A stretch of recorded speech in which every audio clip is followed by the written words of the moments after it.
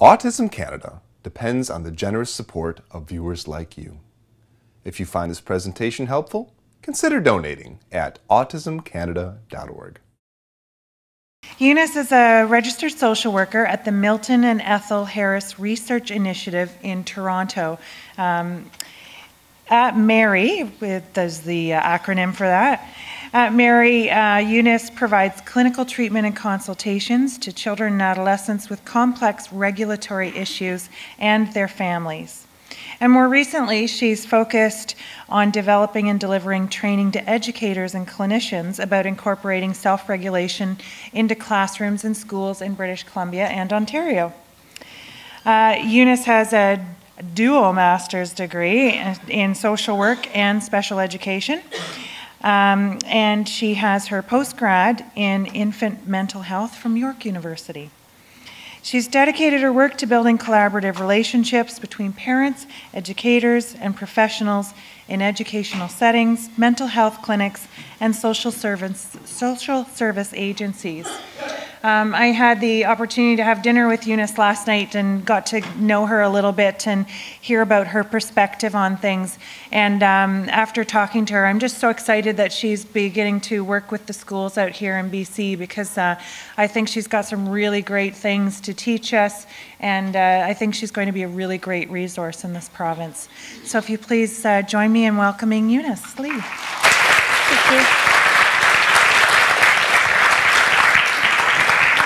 Hi, I'm really pleased to be here and pleased that Lori brought me out here for your conference today.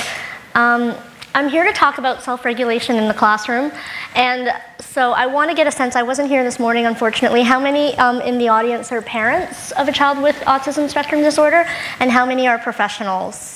Okay, so we've got a good mix, and so I'm hoping to today to spend some time talking about both different settings and to start to give you some ideas about how we can think about self-regulation and how we can incorporate some of these ideas into your home and into your classrooms. So as Lori mentioned, we've really, the Milton and Ethel Harris Research Initiative was actually started back in 2005 with our director, Dr. Stuart Shanker, thanks to a private grant from Harris Steel. Since then, we've actually, we've taken Dr. Shanker and Milton Harris's kind of legacy, because he has since passed on, and we've really started to, what we're looking to do is applying what we learned in the course of the research study to a broader population. And that's what Lori was talking about when we're talking about the work that we're doing with the school boards here in British Columbia, in the Yukon, and in Ontario. So we've really moved from a clinical practice to sort of applying our skills in a broader context and for a broader audience as well. All right, so in terms of the agenda of what I'd like to talk about today, I wanted to obviously talk about really the definition of self-regulation, how it's connected to autism, why it's important for learning, how it develops, and some strategies that you can use in the classroom, in your professional setting, and in your homes if you're working with your children. So first off, the definition of what is self-regulation. Right now, there's a lot of research out there. There's a lot of different people who are interested in self-regulation. So what we're getting is a bit of a range of a different definition of what we're looking at. We, from Mary, from Dr. Shanker's work, we're really looking at it as a foundational developmental capacity. Really, it's something that is at its core in order to help further learning. That's how we look at it. It's really sort of in a nitty-gritty way. It's the ability to be calmly focused and alert enough to participate functionally in a given context. That's a lot of words. What does that actually mean? It means that self-regulation really looks different in every setting and across different individuals. So, so we're taking the words calmly focused and alert. So think of someone at a library. Have a vision, so have a mental image of what it looks like for someone to be self-regulated in a library setting. Any volunteers about sort of talking about what that might look like? Quiet? Feel free to just... Okay, respectful of others. Not moving, okay. So these are all it's context dependent. So now I'm gonna ask you, Tell me what someone looks like who's self-regulated, who's at a concert. Tell me, what does that person look like? Are they still quiet, respectful, and not moving? At an opera, yes. Okay, good point. What if it's a rock concert? I don't know who's big. Whether I've been to, I think the rowdiest concert I've been to is a Bon Jovi concert, and people were not respectful at that concert because they were loud, and they were moving, and they were swaying, and they were standing up. Are all of those people, think about it, are they calmly focused and alert? Yes, they're focused on the music. They're taking in that atmosphere.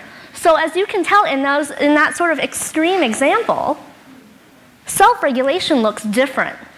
You can be self-regulated and look, but it really depends on what the environment requires. And in a concert, if you're going to enjoy the concert, you're going to be relaxed, you're going to be moving around, you're going to be talking to the person that you went to the concert with. At a library, it's going to look very, very different. So I want us all to really start thinking about that self-regulation doesn't necessarily mean, sit with your arms crossed and, sitting politely. It might mean that in a library, but in different contexts, it's going to mean different things. The other thing that's really important to focus on when we talk about self-regulation is the fact that it's a process. It's not something that happens sort of instantaneously. It's not something that happens a one-step action, if you want to call it that. It really involves responding to and recovering from a stressor, right? So what are we talking about? When something big happens, if something in the environment happens, we need to be able to recover from that. And we all know, for all of you who have experience with individuals with autism, we can't control their environments necessarily. Things will happen. So a large part of being self-regulated is whether they can begin to rely and figure out how can they recover from whatever's happening. Because we can't necessarily just, I know that parents try really hard. I've worked with a lot of parents who are really good at it in terms of making sure that the environment is as predictable as possible. But at the same time, at a certain age, there will be things that will happen that you want your child to be able to respond and recover from, whether it's the fire bell at school or something else that's unpredictable. So when I'm talking about self-regulation and the aspect of where it's very individual, I thought of this as a cartoon. And I think for those of you who can't see it, it says, for a fair selection, everybody has to take the same exam. Please climb that tree. So we've got an elephant, a monkey, and that's the idea. That's an extreme form of the idea that it's not the same for every child. And we're not even talking necessarily about individuals with autism across any child. It's different for everybody.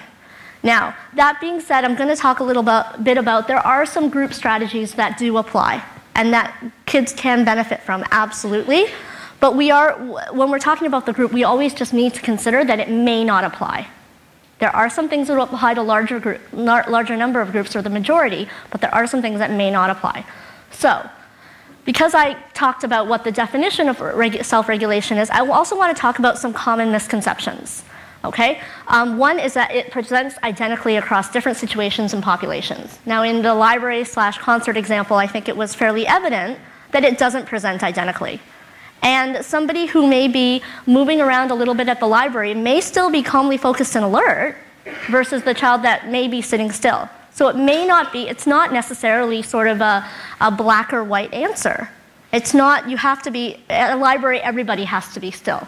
Because we all know, and I know just looking in the audience, there are people that listen to lectures, some people who have to tap their feet, some people who have to click their pens, some people who stretch and move around, and some people who can stay absolutely still. And the hope is, as a presenter, is that you're all still calmly focused and alert and listening to what's going on. The other misconception commonly that we have about self-regulation is the fact that it's a rote skill that can be learned or memorized in a non-interactive way. It's really not, it's a skill that obviously can be taught, but it has to be taught in an interactive way. It has to be taught being sensitive to that person's individual sort of needs, because it's a little bit different. So again, as if there are any educators out there, we can talk about how some of the broader strategies can apply to 90% of your classroom. But there may be 10% of your classroom where it has to change. It has to be presented differently. They have to get some flexibility.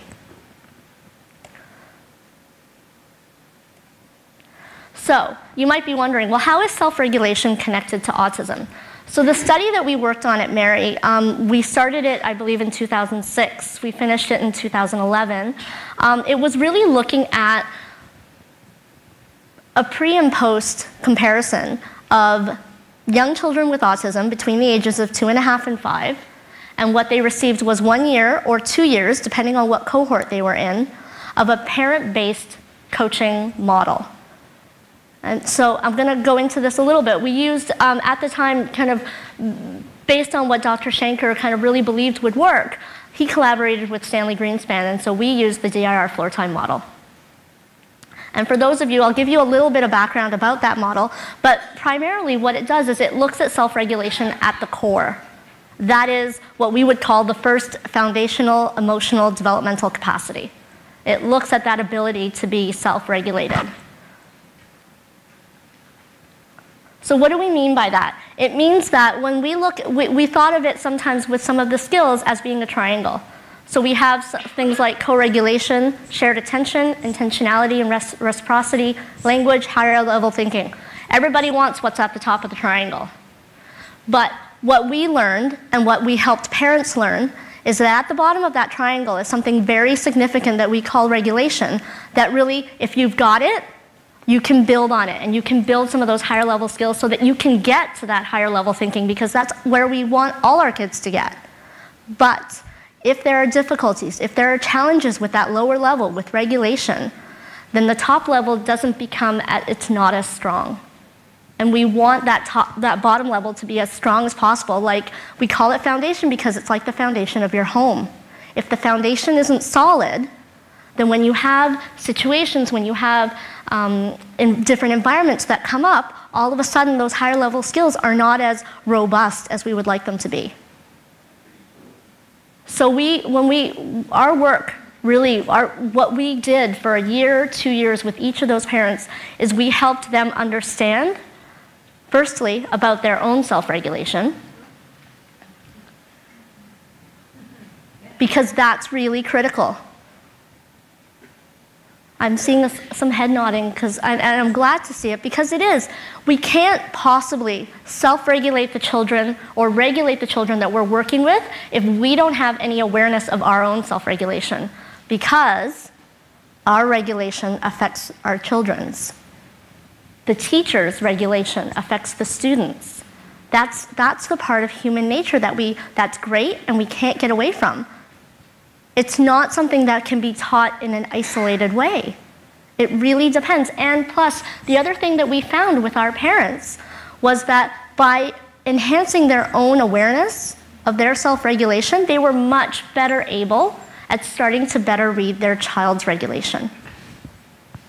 We have one of the stories that we like to tell, that's one of our favorite stories, is we had a father who worked with us for 2 years. He diligently brought his son in for therapy. What we did was we did weekly therapy, and every 4 to 6 weeks we actually invited just the parents in so that we could review some video and talk to them about kind of where they were at in the process and what their thoughts were, what their concerns might be. And this was a father that started out not having necessarily a lot of self-awareness about it. He really didn't know. He was very bright. He was very successful professionally. But this idea about self-awareness, about self-regulation, was not something that he was accustomed to. So it really became a process of us really helping him understand his own self-regulation.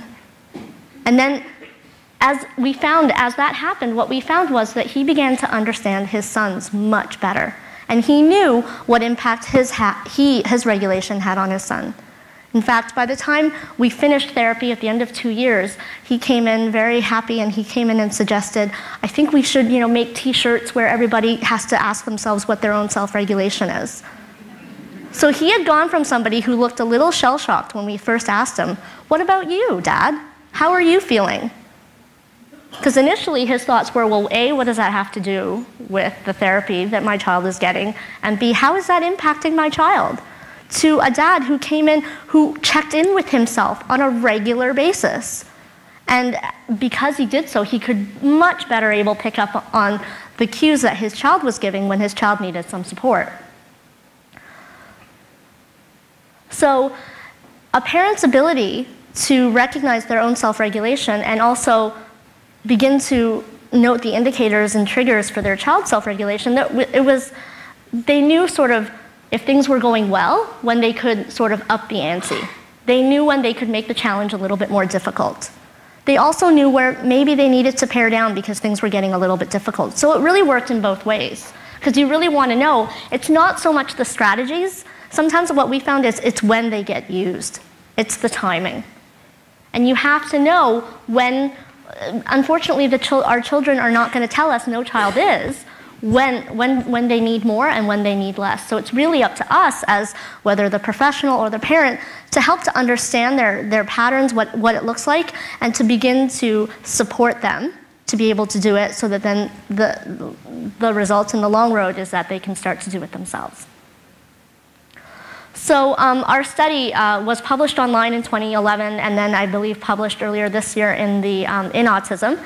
And so what it looked at was it really sort of heightened the fact that kind of this idea about co-regulation. Co-regulation, which is sort of that natural instinctive effect of one person's arousal on someone else's arousal. So how many of you, if you go home and you've had a terrible day and you talk to your partner and you're really sort of frustrated because things didn't go well, and your partner responds by saying, "Oh, that sounds terrible." So all of a sudden, what happens to your sort of frustration level? It goes down, that's right. Now, if your response or if your initiation had been met with, "I had a terrible day too," then what? Right, because then you both get, so it's kind of, we use the term in our clinic, we use the term who's driving what. And so you can choose to drive to that not so good place of dysregulation, or you can choose to drive to regulation, a regulated and optimal state. So you really want to think about who's driving the interaction and where are you driving to. Because you do have that kind of, and sometimes it feels as though we're a little bit sort of fighting what's natural. Because usually when children get a little bit frustrated or they're not listening, what's the natural effect as an adult? Well, how do we respond? So our voice goes, it gets louder. And how do you think, where are we driving? To that bad place of dysregulation, and but it's what's natural. So we almost have to, that self-awareness has to kick in, and we have to realize, I'm not going to help by being more frustrated, and that this child is right now at a point where I need to sort of calm him down. And how can I best do that? We can say, calm down, but what's even more effective is how we say it, more so than what we say.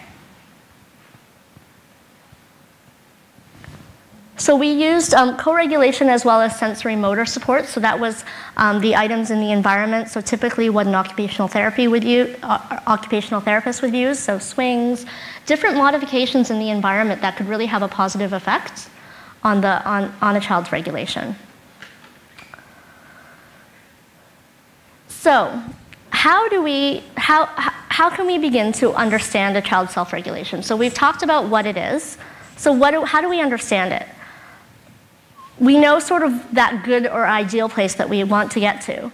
But what we need to do is we need to see the child across a range of different environments. We need to have a really good understanding, not only of when the child has trouble doing something, but also when the child is successful at something. Because the idea is that we need to be able to, instead of applying sort of broad strategies, we need to look at what's working for the child and go from there. Because that's a lot easier. Because chances are there is something that is working. So it might be a matter of, for example, if a child is having difficulty during transitions, and we keep watching and we notice that the transition from outside into his cubby is a little bit easier in the morning because maybe mom or dad walks them in, then that's sort of something that we need to pick up on and go, how can we work from there? We know that the familiar person helps. How can we put in a strategy that's going to help? So it really becomes something that's very individually designed and very sort of well thought out. And it does require sort of observations over time. in order to figure some of this out, because the tricky part is, as all of you know, and I'm sure all of you have heard people say, if you've worked with one child with autism, you've worked with one child with autism. It doesn't mean just because they share a diagnosis does not mean they have any similarities necessarily. The priority has to be understanding each of their needs, because they're going to be a little bit different from one child to another. So one of the ways that we use, that we regularly sort of use to understand self-regulation is this sort of 5-domain model, which I'm going to get into a little bit. When we think about difficulties, we also think of stressors. And so that's sort of where some of this starts to, we start to categorize things and think about things. But the interesting thing is that not only are these sort of different categories of stressors, but it's also gives us a clue as to the corresponding supports that might be helpful. So, stress. What stress? Okay. So in the biological domain, this is probably one of the biggest domains and one of the ones that people probably know of the most. So what I did was I broke down some of the common questions that we asked. So, you know, if you're looking at a child and you're wondering, is this child self-regulated? Well, or if the child's really having a difficult moment and you want to understand a bit more, where is this dysregulation coming from? We have to look at, is the child experiencing any physiological symptoms of hunger, sickness, fatigue, or pain? How well would each of you be if you didn't get to have lunch? How much would you be listening? How much, or would you be thinking, oh, well, I should go get something, maybe I should go get something. It's really difficult to be able to stay, again, calmly focused and alert if there's something else that's bothering us, or if there's something physiological going on. Does the child appear to lack focus or energy? So these are the kids that might be really sort of withdrawn. And so we want to think of sort of, you know, clearly they don't look very alert, so what are some of the clues that might help us understand what's going on? Is the child feeling overwhelmed by the sensory stimuli in the environment? So environmental supports really in this domain really come to mind first. And we really need to take a look at the environment, which I think all of you probably already do. You take a look at the environment around the child and you see how the environment might be modified to better support the child.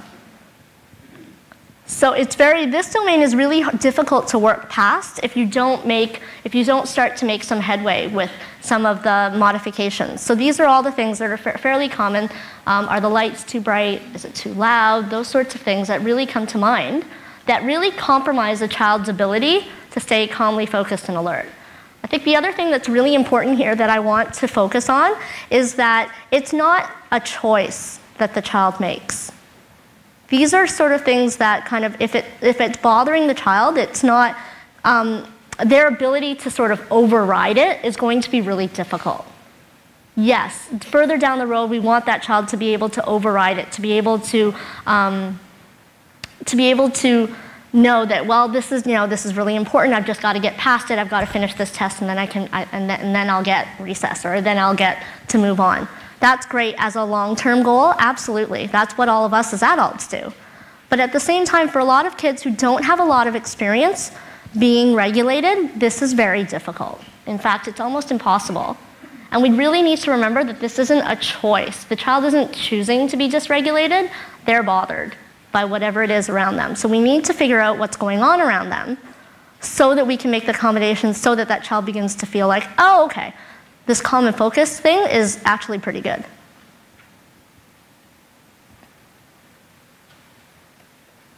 The other domain that I wanted, the second domain is the emotional domain. So these are issues that might be affected or that might be related to whether a child is able to modulate his or her emotions. How does the child cope with strong emotions? And does the child demonstrate a positive self-image? So things like poor self-esteem can really hamper a child's ability to do anything that seems sort of easy or straightforward. For example, I work with a child who's 12 years old, who's very bright and very articulate, but he has some regulatory challenges. His ability to communicate his feelings is highly dependent on the day that he's had and how he's feeling about himself. So there are days where he can comment on how strong and successful he felt when skiing with his father and brother, and other days I find him in the closet or crumpled in a heap on the floor when discussing a difficult interaction at swimming. Same child, I don't for a second believe that sort of when he's having that bad day that he's choosing not to tell me what's going on. It's that in that moment he really can't.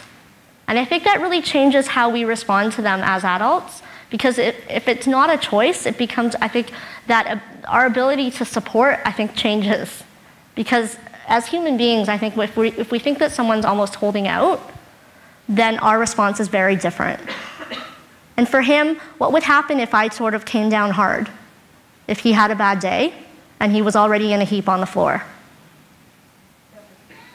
So his self-esteem isn't great. Do you think if I pushed him, because you could do it last week, I know you can do it, tell me, use your words.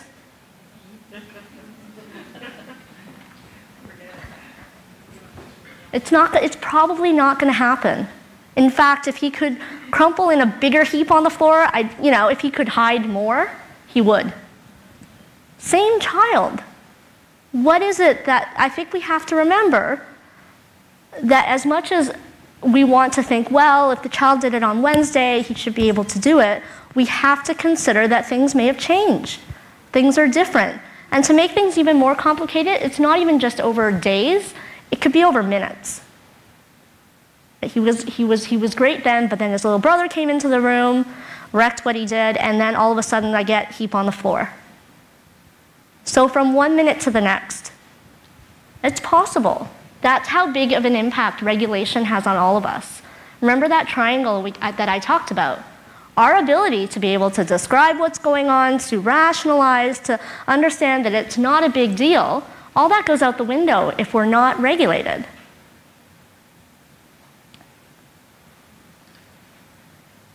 So after we consider sort of the emotional domain, we also want to consider the cognitive domain.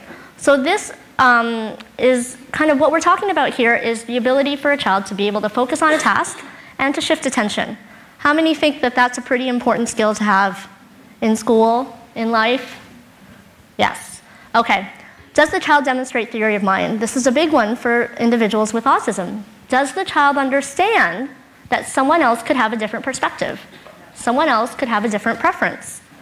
Is the child able to plan, to execute, and adapt an idea? So what we're looking at here is really sort of, have we given the child a just right challenge? Is it too hard for the child to be able to accomplish? Are they going to be able to accomplish it and feel any sense of kind of positivity? For example, with homework, there are a lot of kids who have difficulty breaking down a task. So these are the kids that wait until the very last minute, and then the night before you're up late with them because they've got to do their book report or their project, and you're wondering, why didn't you do it earlier? As a procrastinator, I've asked myself that many, many times. And it really it's a skill. It is an executive functioning skill to really be able to sit down and break down a task and say, well, first I've got to do this, and then I've got to do this, and then I've got to do this. When they're looking for a lot of these kids for whom this is difficult for, they look at a project like it's a big monster, and they have no idea how am I going to get started with it. And without that ability, can you see how this would compromise a child's regulation? So maybe the teacher talks about it, the parent talks about it, everyone's talking about the science project or anything else, and they're starting to get a little bit more anxious and a little bit more anxious and a little bit more anxious. And so everybody's excited about it, they're talking about it, it's coming up, and you wonder, but you haven't done anything. But then you have to think about, is the child able to? Can the child, unsupported or with the right kind of support, can the child start to break down those different tasks and think about it in that way? So then we come to the social domain. And then what we're interested in here and what we want to talk a little bit about is the child able to read their own social cues and respond to those of others? So are they giving off the right cues? Can they read? Can they tell if someone's really not interested in talking about Minecraft all day, all the time? Does the child understand the reciprocal nature of conversations? Is there a back and forth? Is there reciprocity? We talk about, is the child able to negotiate the nuances? If the child has, if the child has friends, are they able to figure out, well, first I want to do this, and then I want to do this? And that it's not always about the child, about themselves. This can be, this sort of domain, if we think about regulation and how it's related to this domain, this is probably the reason why a lot of kids with autism have an especially difficult time during unstructured times and at recess. Because you've got to know, in order to survive on a playground, you have got to know how to initiate an interaction and how to go along with other kids. And there's a whole there's a rhythm to it. There's a culture about being on that playground and figuring out what to do. And this is probably why, if you think about it, with children with autism who have a lot of challenges in this area, why the unstructured times are so difficult for them and why they prefer the more structured times, because the rules then become very clear. It's very clear sort of when you initiate, they can get the instructions, they can work on something, maybe, but versus those unstructured times where it's up to the child to go and approach another group to figure out, can I play soccer with you? Can we play video games together? That can be really difficult. And then we have the pro-social domain. So this is this more sophisticated level where we're talking about things like, does the child demonstrate empathy with others? Is the child aware of their ability to support and be supported through relationships? And does the child understand the greater good of some actions? So this really has to do with understanding what our quote-unquote role in society is, right? Why we don't, why we don't litter at the park. Because the park is a shared space and it's for everybody. But that's really, you can tell that that's really a very sophisticated sort of version that sort of applies to older aged children. And then we have to think about, are there developmental ways to sort of practice this compassion for others? So if we think about all these different domains, basically what we're talking about is the fact that stressors can exist. If you think hard about each of those 5 domains, there can be a lot of stress there. There can be stress in multiple domains at once. It doesn't have to be just one. Unfortunately, with children and with working with human beings, it's never neat and tidy.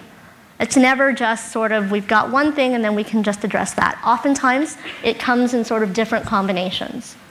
And our job as parents, as professionals, is to begin to understand what's going on so that we can begin to chip away and offer the right kind of support for that child in that moment. So once we think about the different domains of self-regulation, we think about sort of different continuum. So this is where sort of when I referred to before as sort of driving, where are you driving to? We all want to drive to number 4, right? Calm, focused, alert, and learning.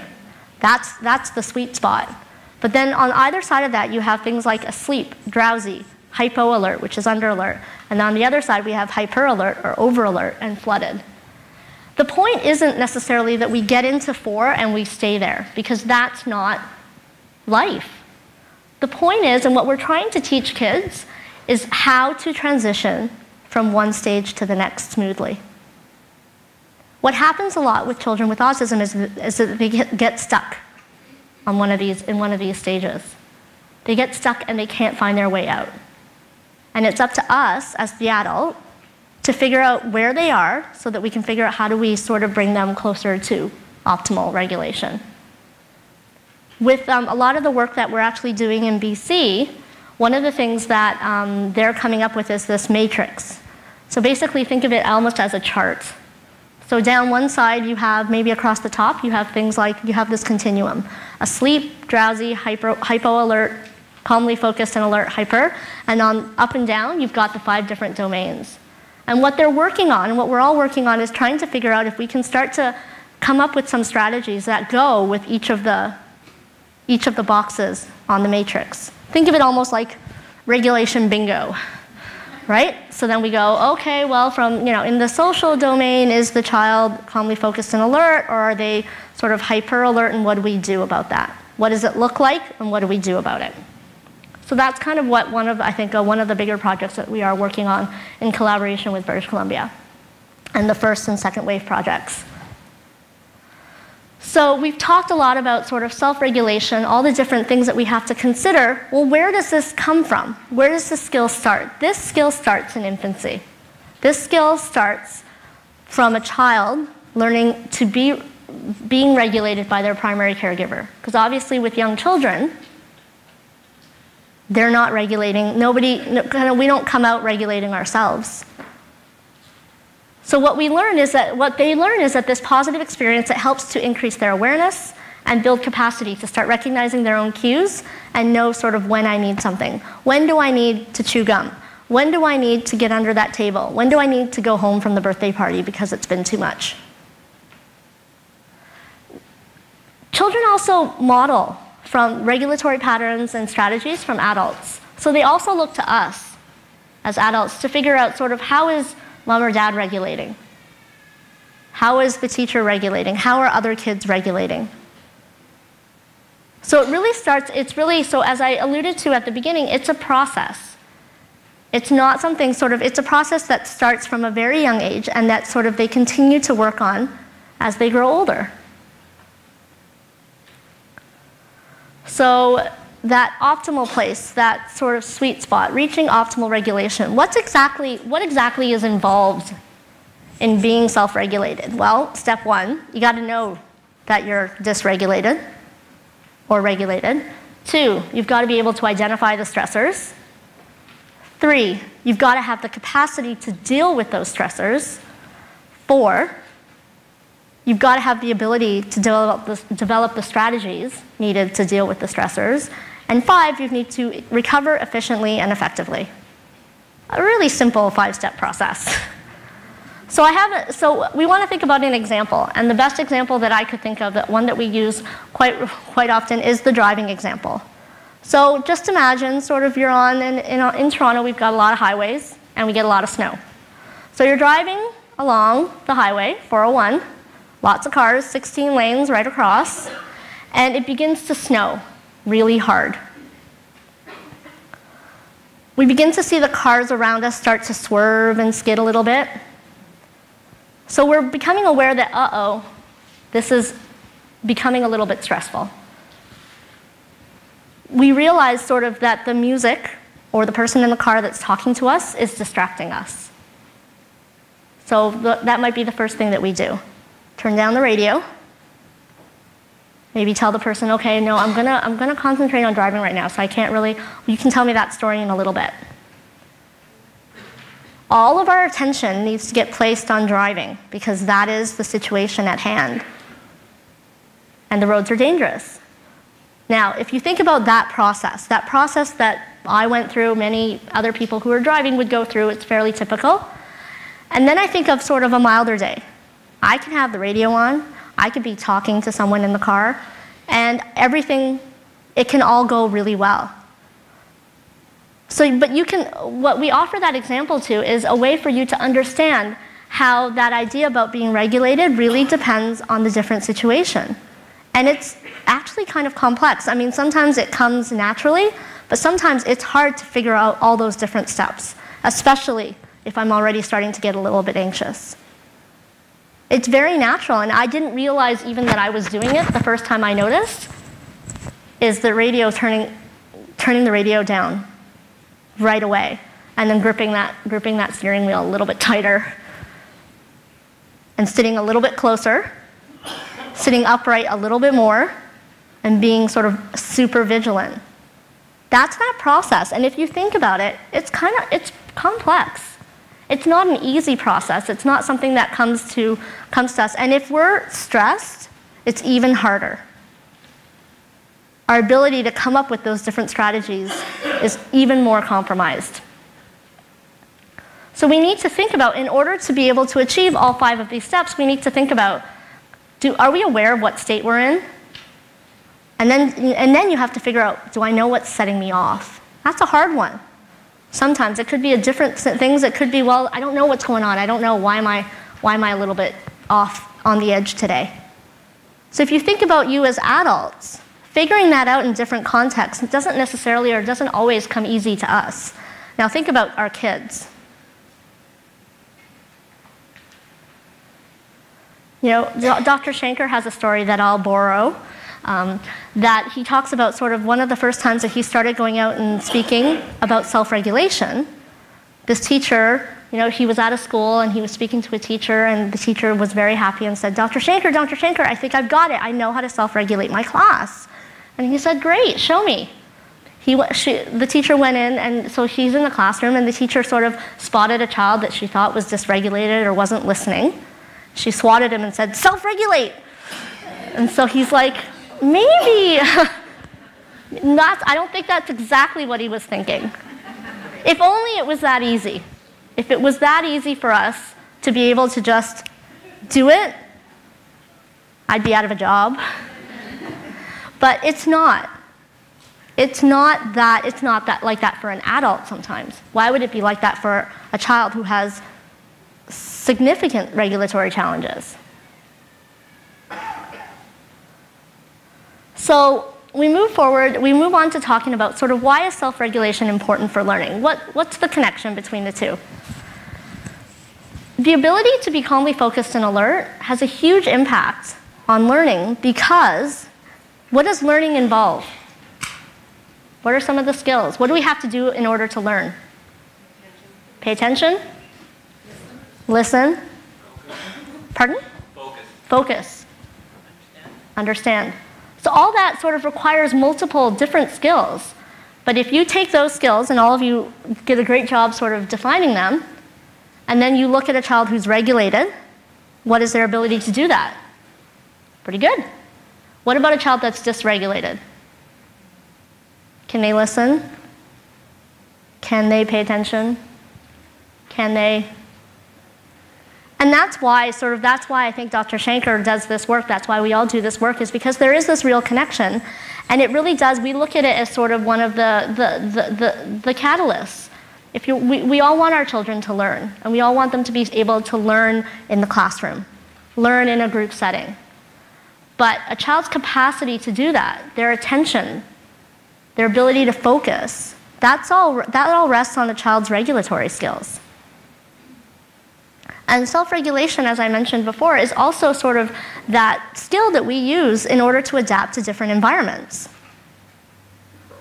Right? One of the biggest challenges I know that for children with autism is this idea of generalized. Is the skill generalized? Can the child do it across different environments? That's something that we all think about, right? We can't necessarily teach all the different environments that child might be in. That's a skill that we're hoping to kind of instill into the child so that they can be able to do those things in different environments. So, what does poor self-regulation lead to? So these are what Dr. Shanker calls downstream effects or secondary issues. So you can tell so let's take the child who has significant regulatory challenges.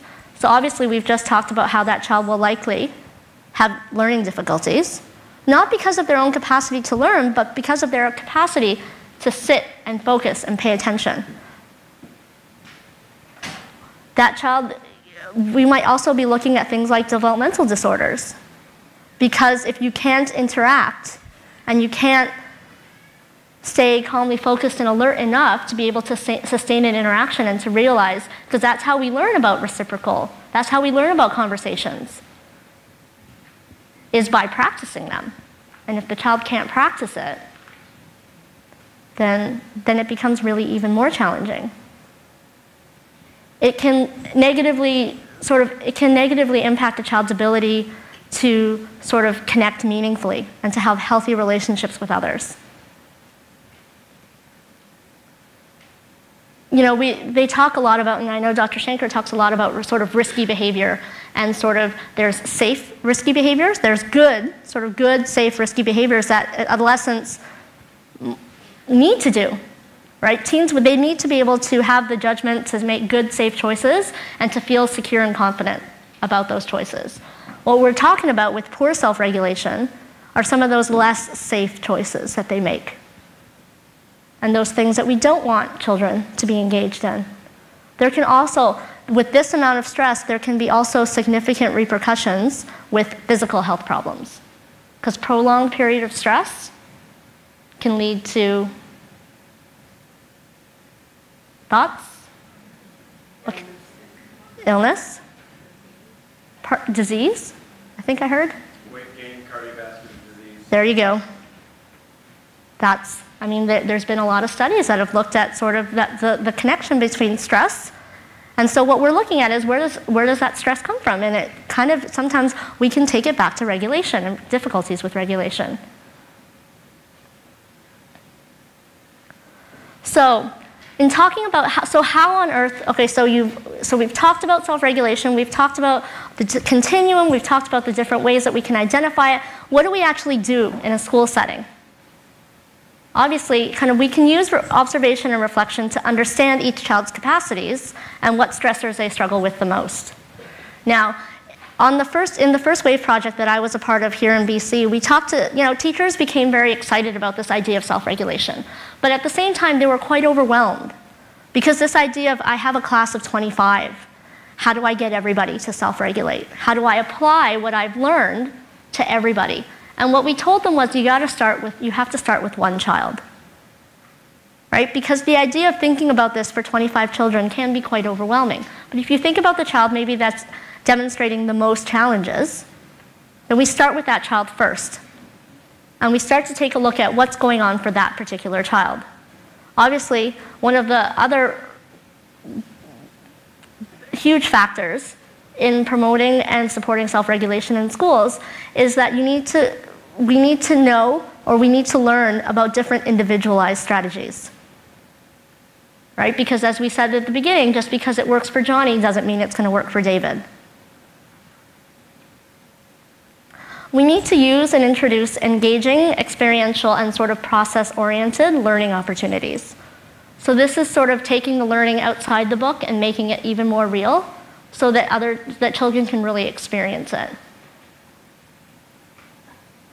We need to offer a lot of choices and be really flexible in order to promote some independence and self-determination.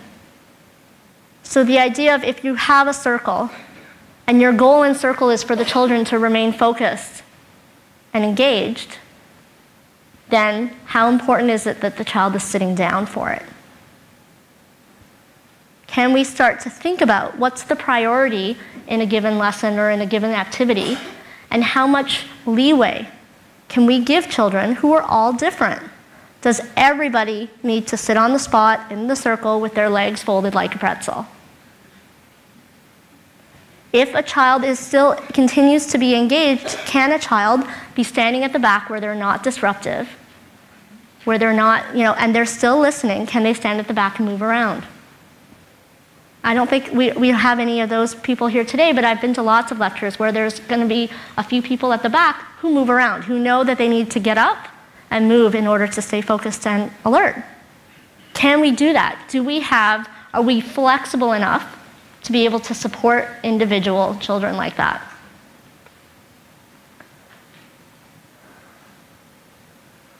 When we think about sort of some of these group regulation ideas, so things like progressive muscle relaxation, how does my engine run, there's lots of really good sort of strategies that apply well to groups. What we're talking about are some of the kids for whom these group strategies don't work as well for. For example, with the how does their engine run, is it an issue of the child understanding the whole concept of when the train runs in the city, it runs slow, and when the train runs in the country, it runs fast? Because that's a pretty symbolic, that's a pretty sophisticated idea.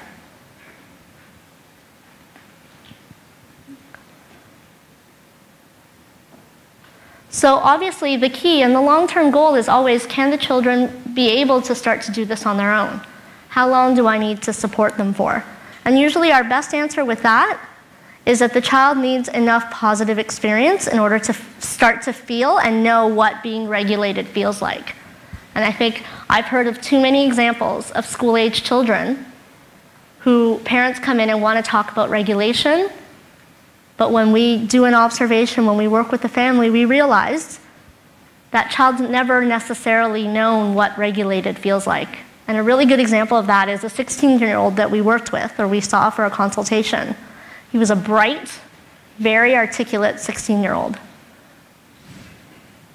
And there were concerns about anxiety, there were concerns about self-esteem, there were concerns about depression.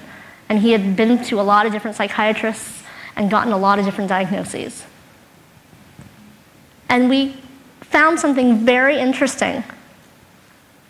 When our OT did a meditation, like a tape exercise with the group. So we did it with mom, we did it with dad, we did it with him, and we did it. And so it's one of those sort of when, you've heard the ones where you let your body relax, and then you relax your feet, and it's progressive, and it really sort of puts us all in that sort of more of a calmly focused state. We asked the 16-year-old afterward, so, what was that like? And he described it was weird. He's like, I didn't feel my heart. And we asked him, what do you mean? And because he was very articulate, he was able to tell us, but my heart normally goes like this. And he said, that's what normal hearts feel like. And we said to him, actually, that isn't. So he had been through 16 years of figuring out or thinking that his heart had to beat. So was he calmly focused and alert? No, he was probably so hyper alert for so long that he thought that was the norm. So the feeling of sort of when the heart sort of quieted down because of the meditation exercise, it felt odd to him. Of course it would feel odd. You'd never felt that before. But for him, it was a real learning experience because for him, he didn't realize that everybody's heart didn't do this. Because that's what he thought. So there's the whole, there you have a couple of different factors being thrown in. You have the theory of mind. You have the lack of positive experience. He just hadn't known. If you don't know what regulated is, you don't know, you're not going to be able to get yourself there. Because he thought he was regulated all the time. We asked him that. That was one of the first questions we asked him. And he said, no, I'm regulated, I'm fine. But that was what fine was. That was his description of it. And only in consultation, only in discussion with him did we realize sort of what he thought or what he was identifying as his normal regulated state. So we've worked with a lot of the teachers in BC who've really sort of had different ideas, creative ideas about how to implement or incorporate the idea of self-regulation into their classroom. There's a lot of teachers who've used different vocabulary or words and put them up so that everybody starts to use them. Again, the point is self-regulation strategies are something that can benefit everyone. It doesn't have to be just for children with autism. It doesn't have to be just for a certain population. The teachers started to be creative about creating different spaces in the classroom. So there were quieter spaces, and there were sort of group work spaces. And some of the teachers felt comfortable enough allowing the children to choose where they were going, because that builds the idea of them accessing their own strategies. They've got to start to recognize, I'm getting a little overwhelmed, I need to go to the book nook to do it because I can't do it here. That's a really sophisticated idea. And a lot of times teachers help the kids to do it, which is great. But our goal in the long run, obviously, is that the child can start to be able to do it themselves. So then the other thing that we were encouraging teachers to do is continue to use the language. Oh, it looks like you're getting excited. It looks like it's getting really loud. Maybe would it be better for you to go into the book nook? I think it would be better for you. So it's starting to use that language and those ideas to start to get the child to start to think about, where am I right now? And teachers would talk about it openly, have everybody talk about how regulated they felt. And there were teachers doing it, I think, from grade 1 all the way to K through 8 at least, that were doing it in different ways, in ways that really sort of suited their classroom needs. Schools have also incorporated things like yoga, meditation, right into the classroom, or mindfulness, in order to start the children, to really boost the children's self-awareness. Because that has to be one of the beginning steps. Children have to recognize when they're dysregulated or when they're not regulated so that they can begin to look for the strategies. So in that example of the 16-year-old, he didn't look for any strategies because he thought he was regulated. He didn't have problems with regulation.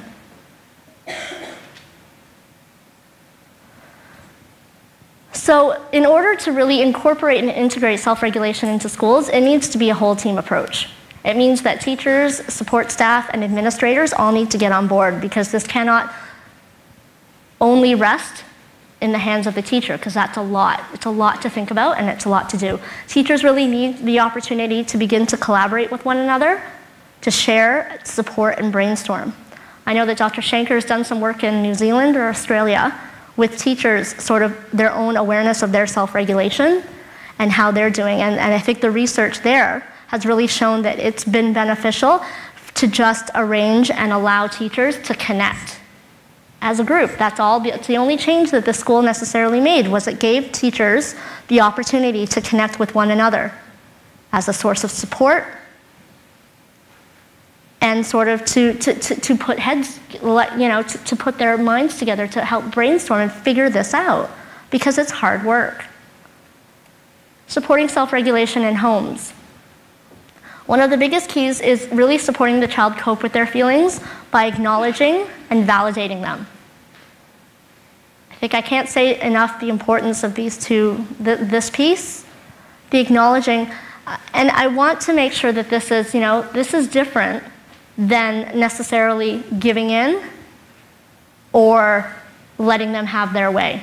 Because I know the importance that there are certain rules, there are certain sort of things that have to be, as parents, you need to follow through.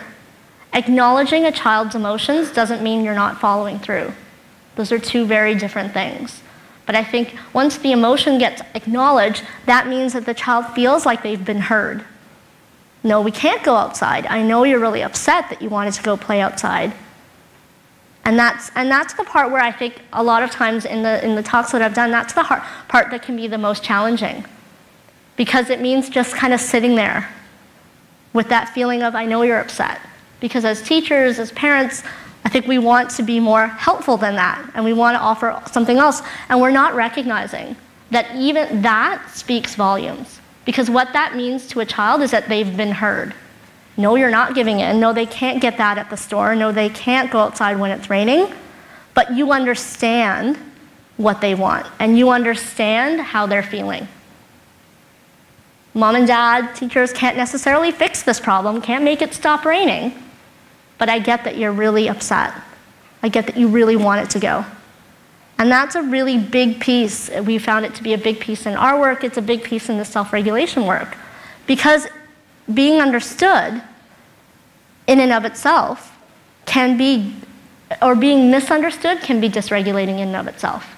If you feel like someone's not understanding you, your dysregulation only increases from there, because then you get louder.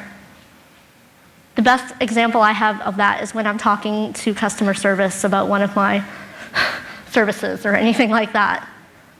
If I feel, and I notice my own regulation, and now that you're familiar with the lingo, you might be doing it a lot too, is I notice that I can stay a lot more regulated if the person at the other end of the line is actually saying things like, I'm really sorry about that, ma'am.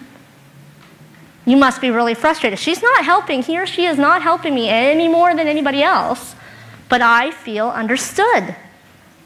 Someone's validating my frustration at having to call 4 times in a day to get one service person out. Someone's understanding. They haven't changed anything.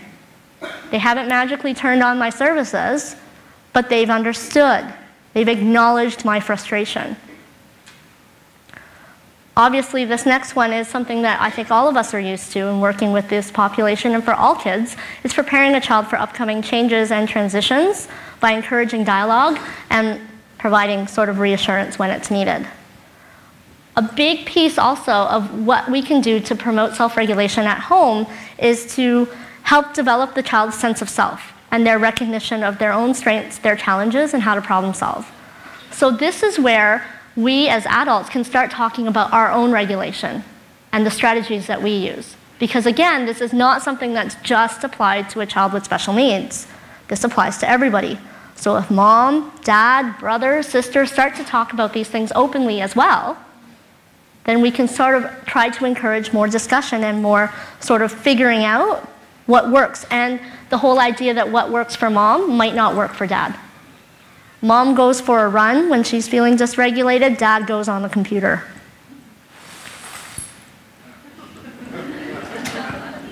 or takes the dog out.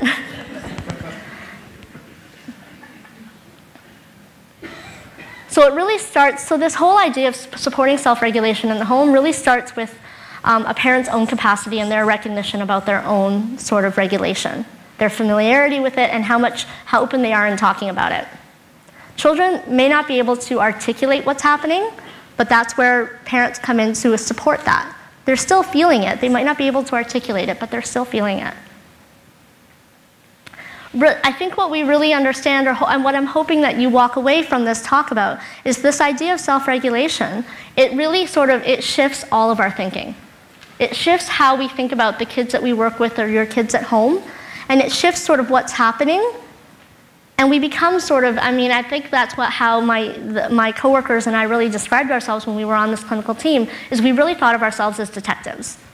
Because part of our work was figuring out the why, figuring out what worked, figuring out sort of what we can put in place for ongoing sort of support.